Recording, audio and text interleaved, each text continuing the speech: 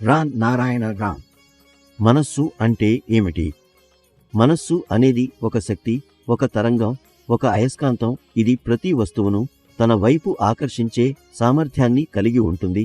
మనస్సే మన ఆలోచన. ఎవరో మంచి లేదా చెడు మాటలు మాట్లాడినప్పుడు, లేదా పిల్లలు చదువుతున్నప్పుడు మనస్సు మరియు మెదడు కలిసి ఆ విషయాన్ని పట్టుకుని పరిశీలిస్తాయి. మనస్సులో అపారమైన శక్తి ఉంటుంది. భూమి, ఆకాశం, ప్రకృతిలో ఎంత శక్తి ఉందో అంత శక్తి మనిషి మనస్సులో కూడా ఉంటుంది.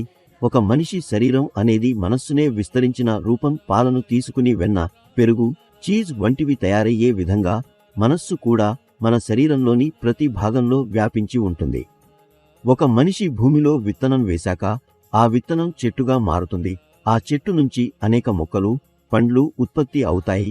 ఒక చిన్న విత్తనం నుంచి ఇంతటి విస్తరణ సాధ్యమవుతుందని ఊహించండి. ఆకాశం నుంచి అనేక తారలు, నక్షత్రాలు, సూర్యుడు, భూమి జన్మించాయి. చెట్లు ఎలా పెరుగుతాయో భూమి మరియు సృష్టి కూడా అలా అభివృద్ధి చెందుతాయి. ఇదే ఈ భూమి యొక్క సహజ వ్యవస్థ. ప్రతిదీ పంచభూతాల నుంచే ఉద్భవించింది. మన శరీరం కూడా భూమి, నీరు, గాలి, అగ్ని మరియు ఆకాశంతోనే నిర్మితమైంది. మనస్సే ప్రతి ఒక్కరిని కలిపి ఉంచే శక్తి. ఇదే మనస్సు అల్లాహ్. ఇదే మనస్సు భగవంతుడు. ఒక వ్యక్తి తన మనస్సు విలువను గ్రహించకపోతే అతనికి శ్రేయస్సు కలగదు. ఈ భూమిపై అత్యంత శక్తివంతమైనది మనస్సే. శరీరంలో మార్పులు జరిగే విధంగా మనస్సు కూడా ప్రతిస్పందిస్తుంది. మంచి పనులు చేసే వారికి మాత్రమే శ్రేయస్సు లభిస్తుంది.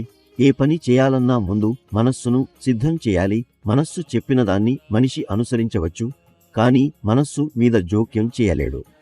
ఒక వ్యక్తి మరణించినప్పుడు, అతని అంత్యక్రియలు జరిగిన తర్వాత అతని శరీరం ఏ పంచభూతాల వల్ల తయారయ్యందు అదే వాటిలో కలిసిపోతుంది. ఆకాశం, ప్రకృతి, భూమి శక్తులకు తరచూ నమస్కారాలు చేయాలి. రాన్ నారాయణ రాన్ అనే నామాన్ని నిరంతరం జపించాలి.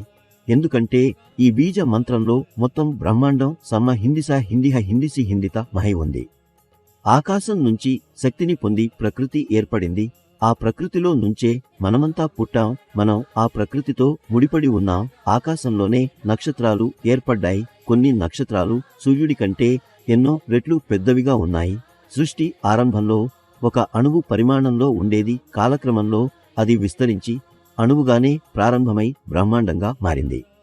ఈ రోజు భూమిపై సుమారు 800 కోట్ల మంది జీవిస్తున్నారు. వారి ప్రతి శరీరంలో రాన్ నారాయణ రాన్ శక్తి ఉంది. అందులో పంచభూతాలు ఉన్నాయి. ఈ పంచతత్వాల నుంచే మనకు శక్తి, వివేకం మరియు చైతన్యం లభిస్తాయి.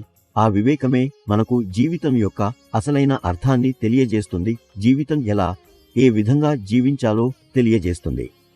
కాబట్టి మనం నిత్యం ఆత్మచింతన చేయాలి. మన అంతర్మనస్సు స్వరం వినాలి. మన వివేకాన్ని అనుసరించాలి. అప్పుడు మాత్రమే మనం చేసే ప్రతి పనిలో మన వివేకం మనకు బెంగాలీ ఋషేకర్ బెంగాలీకో మగైన మార్గదర్శకత్వాన్ని ఇస్తుంది. అలాగే రాన్ నారాయణ రాన్ అనే నామాన్ని నిరంతరం జపించండి. ఇది ఒక పవిత్ర నామం. ఇది మీ జీవితంలో విమోచన కలిగిస్తుంది. ఇది మీ కలలు, కోరికలు నెరవేర్చుతుంది. ఇది మీకు మీ అంతరాత్మతో ప్రత్యక్ష అనుభూతి కలుగజేస్తుంది.